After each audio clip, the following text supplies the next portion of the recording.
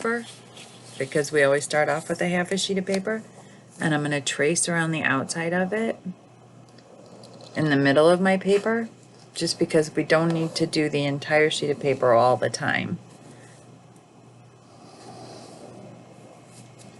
So I've got my my section in the middle of my paper all drawn off, and then I'm going to take my pencil and I'm going to put, we're going to do a focal point one. So I'm going to put one point in the middle of the paper. And this is a lot like what we did when we were doing the perspective kind of a thing. And I'm going to draw out lines that start at my focal point in this middle part right here. And I am going to put them from the outside of my edges all the way, just everything is ending up at this focal point in the middle.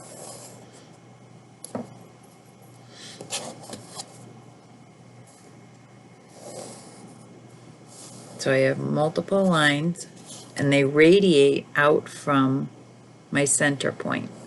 Radiates like the sun radiates heat, it comes off of it. So this is my focal point, and all of these lines start and end at this one point in the middle, or mine is slightly off to the center. Sometimes making a focal point slightly off to the center is good. Then the next thing I'm going to do is I'm going to stay and I'm going to make lines that connect my these two lines, and then run those lines all the way back.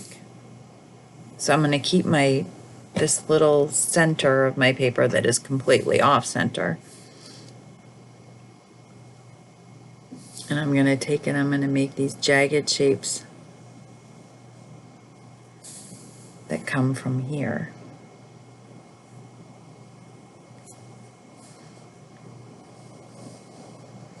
Kind of looks like broken glass, doesn't it?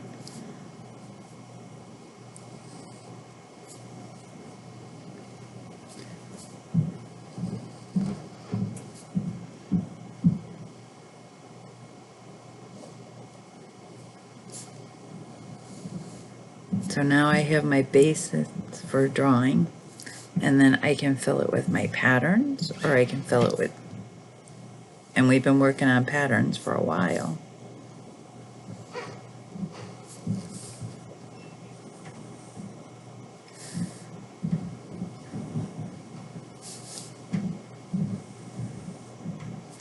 But now I have my spots for drawing.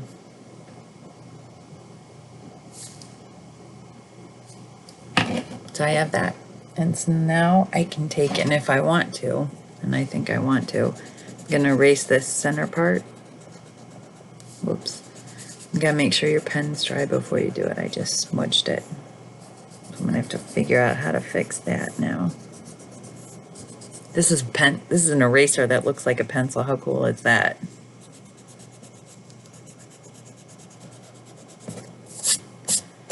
And there I go.